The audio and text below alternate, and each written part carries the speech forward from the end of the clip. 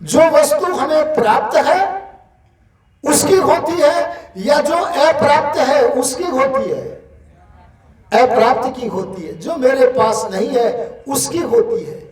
अरे क्या परमात्मा को कोई ऐसा पदार्थ है जो आपके घर में तो हो, अरे आपकी जेब में कोई वस्तु हो, अरे आपके घर में नगरी में कोई हो और भगवान के पास न हो? बोलो कुछ ऐसा है क्या? अरे बोलो है क्या? अगर है तो भगवान को दो। भगवान कहते जो वस्तु मेरे पास नहीं है तुम देना चाहो तो वह दो। और भगवान ने बता दिया मेरे पास क्या है। ऋषि लाइन ने उसका अर्थ करते हुए कहा उन माने वे लोक लोकांतर जिन्हें हम जानते नहीं हैं, और इन माने वे लोक लोकांतर जिन्हें हमें जानते हैं। इन सब उत्पन्न हुए जड़ चेतनादि जगत को क्या करते हैं? इनके अंदर परमात्मा व्यापक ही नहीं है, पति रेख आसित इन सारे जड़ और चेतन पदार्थों का स्वामी परमात्मा ही था, है और रहेगा। इसलिए परमात्मा को कभी किसी वस्तु की आवश्यकता नहीं है। चलो और विचार करो। अरे विचार करो, पूर्वाग्रह से हटके सनातनी बनो, राम की तरह, योगी राज कृष्ण की तरह सनातनी बनो और विचार करो, जरा विचार करो। मैं कहता हूं एक वाक्य है, अगर सज्जन पुरुष किसी को कुछ देता है, भूख लगने पर क्या देता है जी? भोजन। अरे प्यास लगने पर क्या देता है? पानी। अगर कोई भी सज्जन पुरुष किसी को कोई वस्तु देता है तो उसके दुख को मिटाने को देता है या दुख बढ़ाने को देता है? बोलो। अरे उससे सुखी करने को देता है कि नहीं देता है? अरे देने वाले भगवान को, अरे देते तो नहीं है पर देने का भगवान को अभिनय करने वाले लोगों, जरा एकांत में विचार करना, सनातन धर्म की तरफ चलना, सनातन को समझना, उपनिषदों की तरफ चलना, और तब पता चलेगा आपको। अरे पढ़ते पढ़ाते तो है नहीं हम लोग, तो हमें कैसे सनातन का पता चले? जरा विचार करना, क्या परमात्मा के पास सुख की कमी है? अगर 1% भी सुख की कमी होती तो उसकी पूर्ति करने के लिए देना बन सकता था।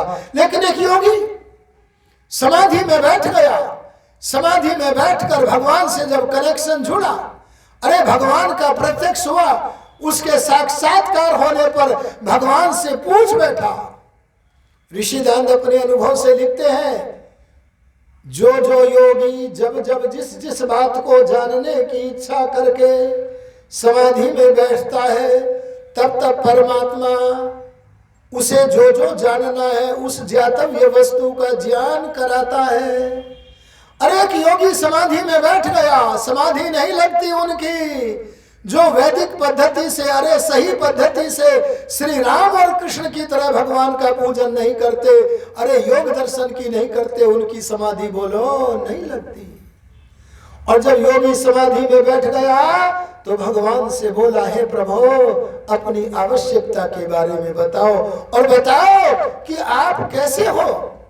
अरे तब परमात्मा ने अपने बारे में जब उस समाधिमान योगी को बताया तो योगी समाधि से उठा, खिलखिलाकर हंसा और बोला, आओ आओ दुनिया के लोगों आओ, मैं तुम्हें भगवान से पूछकर बताता हूं। तब उस योगीराज महर्षि दयानंद ने बताया और बार बार बताया। अरे गायत्री मंत्र के 100 पद का अर्थ करते हुए भी बताया। क्या बताया? मैं स्वयं सुख स्वरूप हूं। ए संसार के लोगों, मैं पूर्ण सुख रूप हूं, और सुख का अर्थ यहां आनंद लेना, और बाकी जो सुख है उनका मैं मालिक हूं ऐसा लेना। मैं पूर्ण सुख रूप हूं, और स्वयं मैं पूर्ण सुख रूप ही नहीं हूं बल्कि ये सुख का खजाना अर्थात आनंद स्वरूप हूं। मेरे पास कहीं से आनंद, अरे बोलो, आया नहीं है। अरे जब भगवान के पास कमी नहीं है तो बोलो भगवान को देना बनता है क्या? अरे किसी के पास सुख की कमी हो तो अवश्य दो, पर परमात्मा पूर्ण सुख स्वरूप है, इसलिए परमात्मा को देना नहीं है। आज ब्रह्मचारिणियां वेद पाठिनी बहुत अच्छा एक मंत्र बोल रही थी। उस मंत्र का भाव था कि हे परमेश्वर, तेरे तुल्य संसार में न कोई था, न है, न होगा।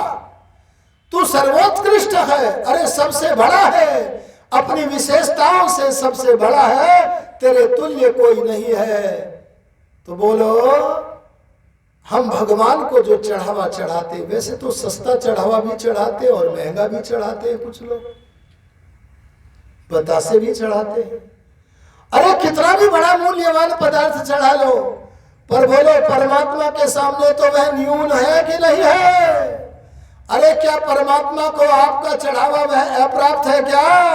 अरे उसके देने से परमात्मा का सुख बढ़ेगा क्या? नहीं बढ़ेगा। तो पूछता है वैदिक धर्म, पूछता है सनातन धर्म उन लोगों से जो सनातन धर्म को समझे बिना, जाने बिना भगवान को देने की चेष्टा करते हैं। उनसे सनातन धर्म कहता है, वेद माता कहती है क्या? भगवान की पूजा वैसी मत करो जैसी इन मनुष्यों की करते हो। देखो, अगर आपसे कोई पूछे कि इन देवताओं की, मनुष्यों की पूजा करने का लक्षण क्या है, तो मैं शास्त्र के आधार पर कहूंगा, इनकी पूजा के दो भाग हैं। इनसे ग्रहण करो, इनसे ज्ञान विज्ञान प्राप्त करो, और इनकी जो आवश्यकता है वह आवश्यकता की पूर्ति करो। अर्थात मनुष्यों की पूजा में देना भी होता है और बोलो लेना भी होता है। लेकिन चारों वेद आदि शास्त्रों में, सुन लेना ध्यान से, अरे सारे जो प्रामाणिक उपनिषद है, अरे हमारे योग दर्शन आदि दर्शन ग्रंथ है, ब्राह्मण ग्रंथ है, सारा जो वैदिक वाङ्मय है, कहीं पर भी देखोगे तो पूजा का, भगवान की पूजा का एक ही लक्षण मिलेगा।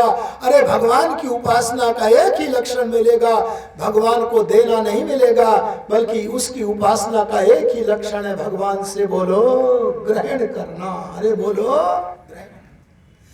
अगर आप परमात्मा को देने का भी नहीं करते हैं तो समझ लेना भगवान की उपासना से दूर चले गए हैं। और हाँ, अगर अपने को पात्र बना रहे हैं, भगवान से लेने की चेष्टा के लिए समुद्यत हो रहे हैं, तो आप समझ लेना कि आप भगवान का पूजन कर रहे हैं, अरे उसकी उपासना कर रहे हैं। और सुनो, भगवान से ग्रहण करने की टेक्निक है, अरे पद्धति है, अरे प्रक्रिया है, अरे प्रकार है। और उन प्रकारों को महर्षि ध्यान ने तो बड़ा प्रसिद्ध कर दिया, वेद से लेकर, शास्त्रों से लेकर, अपने शास्त्र का निर्माण करते हुए प्रसिद्ध कर दिया। और क्या कहा? भगवान से लेने के 3 प्रकार हैं। कितने जी? पहला प्रकार स्तुति, दूसरा प्रार्थना, और तीसरा क्या है? उपासना। स्तुति का अर्थ क्या? मैं आज इसे कथन थोड़ा सा करूंगा, समय पर अब रुक जाऊंगा। स्तुति माने प्रशंसा करना। अरे बोलो, स्तुति माने प्रशंसा करना। अरे किसी के गुणों के गीत गाना, अरे किसी का कीर्तन करना। अच्छा, आप किसी का कीर्तन कब करोगे? तभी तो करोगे ना जब किसी के गुणों का पता होगा। और अगर आपको गुणों का पता न हुआ तो उल्टा भी तो गालोगे कि नहीं गालोगे? अरे चले जाना दूसरे मंदिरों में, वहां लोग भगवान के कीर्तन के नाम पर अरे भगवान की निंदा कर रहे हैं और पता ही नहीं चल रहा है। और कहीं तो कृष्ण के नाम पर ऐसे गीत गाए जा रहे हैं कि मैं उनका उच्चारण करके इसी व्याख्यान वेदी को अपवित्र नहीं कर सकता, ये मुझे अनुमति नहीं है। ध्यान देना, कई ऐसे गीत गाते हैं क्या? कभी कभी भगवान को भी भक्तों से काम पड़े। वाह वाह वाह, भगवान को भी आवश्यकता पड़ रही है। अरे कब पड़ी? अरे बोलो, सृष्टि को बनाने में सहायता ली क्या? अरे बोलो, सृष्टि का पालन करने में सहायता ली क्या? अरे प्रलय करने में सहायता ली क्या? अरे माता के उदर में जीवों के शरीरों के निर्माण में सहायता ली क्या? अरे कर्म फल देने के लिए किसी गवाह की आवश्यकता पड़ी क्या? भगवान को किसी भी अपने कार्य के करने में कोई आवश्यकता नहीं है, इसलिए परमात्मा सर्वशक्तिमान है, अपने कार्य करने के लिए पूरी शक्ति रखता है, इसीलिए उसका नाम बोलो क्या है? सर्वशक्तिमान। पर हमने तो उल्टा गीत गाया और क्या कह दिया? कभी कभी भगवान को भी भक्तों से काम पड़े। हमने कहा उदाहरण देना कब आवश्यकता पड़ी?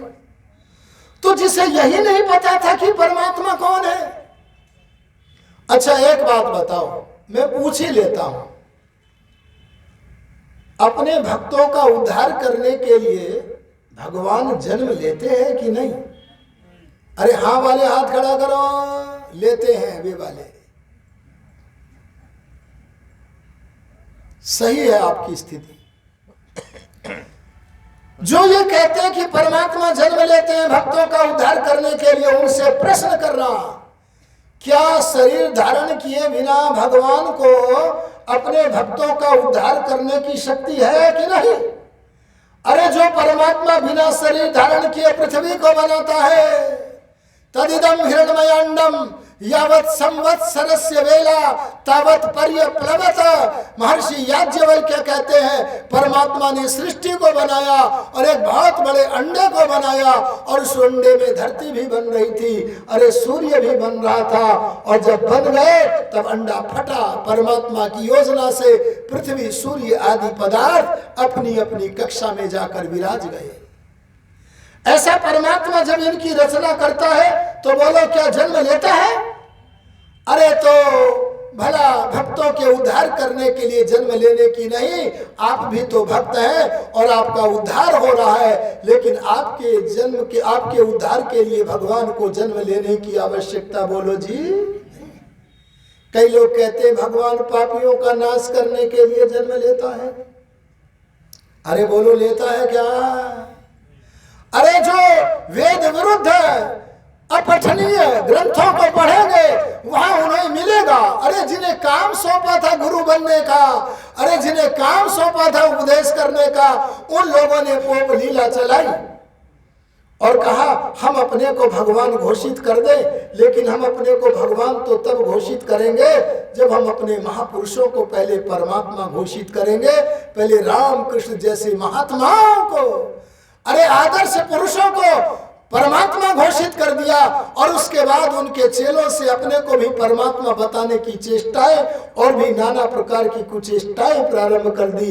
पर ध्यान देना, राक्षस रावण को मारने के लिए, अरे कंस को मारने के लिए, अरे अतीक को मारने के लिए, अरे मुख्तार अंसारी को मारने के लिए, बड़े बड़े दुष्टों को मारने के लिए परमात्मा को जन्म लेने की आवश्यकता नहीं है। वह परमात्मा तो प्रत्येक जीव के अंदर विद्यमान है। जब चाहे उस जीव के शरीर के भीतर जो मर्म स्थल है उसका छेदन करके उसे नष्ट कर सकता है। ये बड़े से बड़े बलवान जो हमें बलवान लगते हैं, ये परमात्मा के सामने तो कीड़ी के तुल्य भी बोलो नहीं। इसलिए सनातन को स्वीकार करो। मैं आपसे निवेदन करता हूं, परमात्मा कहते हैं कि मेरी बड़ाई करो और मैं किसी की सहायता की आवश्यकता नहीं लेता। ये उल्टे गीत मत गाओ।